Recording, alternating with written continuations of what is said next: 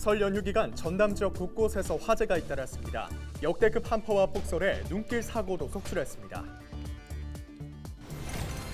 전남 지역 대설경보와 주의보가 대부분 해제됐습니다.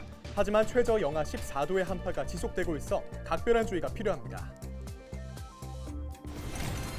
정부가 지난 20일 여수 사건 신고 접수를 마감했습니다. 유족과 시민단체는 신고 기간 연장과 직권조사를 촉구했습니다. 전남에 공공계절 근로제가 도입됩니다. 의무 고용 기간이 다소 완화된 만큼 일손이 부족한 농어촌의 숨통이 트일 전망입니다.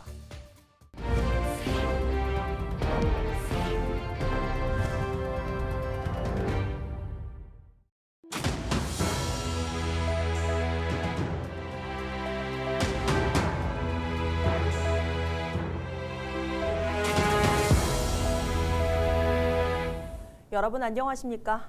헬로티비 전남 뉴스입니다. 나흘 동안의 설 연휴 기간 전남에선 크고 작은 사고가 잇따랐습니다. 역대급 한파와 폭설에 눈길 사고가 속출했고 곳곳에서 화재도 발생했습니다. 설 연휴에 발생한 사건 사고를 고정민 기자가 정리했습니다. 새하얀 눈이 쌓인 마을길을 주택 지붕이 가로막았습니다. 담벼락을 넘어 옆집 창고까지 덮쳤습니다. 지난 24일 낮 2시쯤 전남 영광의 한 마을에서 주택 지붕이 강풍에 뜯겨 날아간 겁니다. 보성에서도 구조물이 날아와 지붕이 파손됐습니다. 목포와 보성, 여수에선 간판과 신호등이 떨어질 것 같다는 신고가 잇따라 접수됐습니다. 교통사고도 속출했습니다. 서해안고속도로에선 승용차가 눈길에 미끄러져 사고로 이어졌고 강진을 통과하는 남해안고속도로에서도 승용차 2대가 충돌했습니다. 나주에선 화물차 2대가 충돌해 1명이 숨지고 1명이 부상을 입었습니다. 여수의 한 선착장에선 어선 8척이 강한 바람을 이기지 못해 바다로 떠내려갔습니다. 설 연휴 마지막 날엔 항공기와 여객선 운항이 모두 통제되면서 귀경길에 차질을 빚기도 했습니다. 화재도 잇따랐습니다. 22일 낮 2시 반쯤 무안 청계에선 붓 제조 공장에서 불이 나 소방당국이 1시간 반 만에 불길을 잡았습니다. 이튿날엔 해남의 한 간척지와 갈대밭에서 잇따라 화재가 발생했습니다. 24일 오후 5시쯤 목포에선 김 가공 공장에서 화재가 발생했지만 다행히 인명피해로 이어지진 않았습니다. 설 연휴에 발생한 화재는 모두 32건. 간판 날림이나 눈길 교통사고도 55건이 발생하는 등 악천후가 곳곳에 생채기를 남겼습니다. 헬로티비 뉴스 고정민입니다. 전남 지역의 대설경보와 주의보가 대부분 해제됐지만 최저 영하 14도의 한파가 지속되고 있습니다. 광주지방기상청은 담양과 곡성, 구례, 화순 등의 한파경보가 발효되는 등 전남 전 지역에 한파특보가 내려져 기온이 평년보다 10에서 15도 낮은 상태라고 밝혔습니다. 눈은 25일 오전까지 전남 서해안에 최대 1cm가량 더 내릴 것으로 전망됐으며 해안 지역을 중심으로 강풍특보와 풍랑특보가 발효됐다고 설명했습니다. 전남에서는 진도와 한평, 구례 지역의 도로가 결빙돼 통제되고 있다고 덧붙였습니다. 설 연휴 기간 전남의 대설특보와 강추위가 이어진 가운데 전남도가 취약계층 한파 피해 점검에 나섰습니다. 김영록 전남도지사는 극심한 가뭄 시기에 대설과 한파가 겹치면서 취약계층이 더욱 어려운 상황이라며 사회복지 관련 예산을 시설에 국한하지 않고 지원할 수 있도록 검토할 것을 지시했습니다. 또한 겨울철 화재가 빈번하게 발생하고 있다며 초고층 화재 진압 장비 구비와 대응 훈련 강화를 주문했습니다. 여수시가 지난해 1월 21일부터 1년 동안 여순 사건 피해 신고 2천여 건을 접수했습니다. 여수시는 생존 희생자와 유족 대부분이 이미 고령 인정과 같은 이유 등으로 추정되는 피해 규모에 비해 접수 건수가 다소 저조하게 나타났다고 설명했습니다. 여수시에 접수된 신고 사항은 개별 사실조사를 거친 뒤 여순사건위원회 심의를 통해 최종 결정될 예정입니다. 정부가 여수, 순천 11구 사건 피해 신고를 마감한 가운데 여순단체들이 신고기간 연장과 직권조사를 촉구했습니다. 여순 사건 유족과 시민사회단체로 구성된 여순 11구 범국민연대와 여순항쟁 전국유족 총연합은 피해 접수가 마감됐지만 아직 용기가 없어 신고하지 못한 유족들이 남아있다며 기간을 연장해야 한다고 밝혔습니다. 군법회의나 수영인 명부 등 각종 자료에 등장한 희생자가 있다며 특별법에 명시된 직권조사를 확대해 철저한 진상규명이 이루어져야 한다고 강조했습니다. 또한 전문조사관과 조사원 확충이 필요하다고 덧붙였습니다. 농번기가 되면 농촌에선 인력난이 심각한데요. 현재 외국인 계절 근로제가 운영되고 있지만 의무적으로 고용해야 하는 기간 등 제약이 있어 이용하지 못하는 농가가 많습니다. 네, 올해부터는 이 보완책 중 하나로 전남에 공공 계절 근로제가 도입되면서 농가의 일손 부담이 줄어들 것으로 기대됩니다. 보도에 김신혜 기자입니다. 고흥 유자 농가는 12월과 12월 수확으로 가장 바쁜 시기를 보냅니다. 하지만 인건비가 자꾸 오르면서 일손 구하기가 여간 쉽지 않습니다. 코로나 이전 같이 한 10만 원, 뭐 여자는 한 8만 원. 근데 작년 같은 경우 남자가 뭐 15에서 17, 여자가 12에서 13. 농사지어서 안 맞는 거예요. 그렇다고 외국인 계절 근로자 제도를 이용하기에도 한계가 있습니다. 기존 외국인 계절 근로자 제도는 최소 3개월 이상 고용해야 하고 외국인이 지낼 숙소도 농가가 제공해야 하기 때문입니다. 이제 3개월 비자로 온다 하면 자 저희는 한 달 정도면 다 수확 작업이 끝나는데 2개월간을 이제 그 놀리고 봉급을 줘야 하잖아요. 앞으로 농가의 이 같은 부담이 줄어들 수 있을 것으로 보입니다. 농림축산식품부의 공공계절 근로제가 전남에서도 올해부터 시작되기 때문입니다. 공공계절 근로제도는 지역 농협이 외국인을 직접 고용해 일손이 필요한 농가에 보내고 월급을 주는 제도입니다. 전남에서는 나주 배원예 농협과 고흥 풍양농협이 선정됐습니다.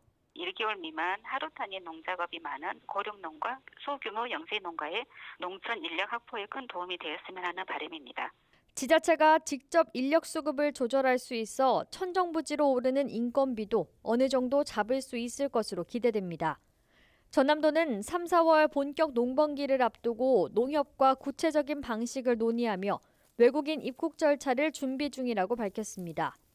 공공계절근로제 도입이 농촌 인력난의 새로운 돌파구가 될 수 있을지 기대를 모으는 가운데 이들의 이탈을 막기 위한 예방책 마련도 중요한 과제가 될 것으로 보입니다. 헬로티비 뉴스 김신혜입니다. 치매는 환자는 물론 가족들에게도 적지 않은 고통을 줍니다. 실제로 환자와 가족에게 고통을 주는 질병 1위로 치매가 꼽혔다는 설문조사도 있는데요. 네, 하지만 이 간병에 대한 자세한 정보를 얻기 쉽지 않아 가족들을 두 번 흘리고 있습니다. 이지훈 기자입니다. 헤어나올 수 없는 늪에 빠진 것 같다. 치매 환자를 돌보는 가족들은 간병의 어려움을 이렇게 표현합니다. 한양대의대와 대한치매학회가 조사한 결과 국내 치매 환자 가족 중 절반 이상은 하루 평균 7시간 이상을 간병에 집중하는 것으로 나타났습니다. 간병 외에 다른 일을 하는 게 쉽지 않은 상황. 실제로 환자 가족 중 절반 이상은 간병 때문에 직장을 그만뒀다고 답했습니다. 간병 시가 못지않게 가족들을 힘들게 하는 건 환자의 망상 증상입니다. 이런 증상들은 의사한테 충분히 말씀을 하시면 다는 아니더라도 일부 약물로 조금 치료가 되는 부분이 있고요. 증상마다 조금 호전시키게 할 수 있는 방법들이 있습니다. 간병하느라 지친 가족들은 어쩔 수 없이 시설 입소를 택합니다. 노인 복지시설 입소자 수가 지난 2017년 21만여 명이었다가 매년 증가해 재작년엔 32만여 명으로 늘어났습니다. 하지만 잊을만 하면 발생하는 노인 학대 사건에 가족들은 마음을 놓을 수 없습니다. 피해를 받는 노인 입장에서는 본인의 피해를 호소할 만한 능력이 없고 또 보호자들 입장에서는 괜히 시설에 밉보일까 봐 신고를 주저하고 있는 것이 현실입니다. 위와 같은 불안을 해소하고자 일단 국회에서는 그 요양원에 CCTV 설치를 의무화하는 내용의 노인장기 요양보험법을 제정했습니다. 이에 따라 오는 6월부터 전국 모든 요양원은 의무적으로 CCTV를 설치해야 합니다. 특집 헬로 이슈토크 100세 시대를 준비하라는 김건아 양천구 치매안심센터 센터장과 함철성 변호사를 초대해 치매 환자를 어떻게 간병해야 하는지, 또 간병 중에 발생하는 법적 이슈에 어떻게 대처해야 하는지 알아봅니다. 헬로티비 뉴스 이재훈입니다.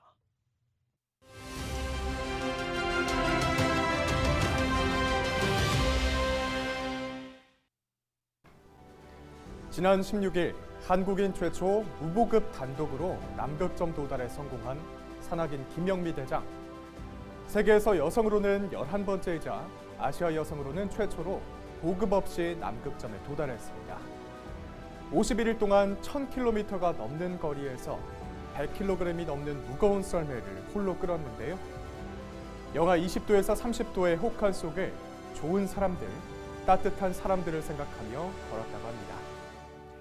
체감기온 영하 30도, 매서운 칼바람이 남극만큼이나 추운 한반도. 이렇게 추운 날 김영미 대장을 떠올리는 이유는 우리의 삶도 다르지 않다는 걸. 아무리 춥고 혹독해도 한 걸음 한 걸음 뚜벅뚜벅 걸어가다 보면 언젠가는 해낼 수 있다는 걸 믿기 때문입니다. 이제 음력으로도 새해가 밝았으니 새로운 각오로 마음 단단히 먹고 걸어가야겠습니다. 지금까지 데일리 브리핑이었습니다.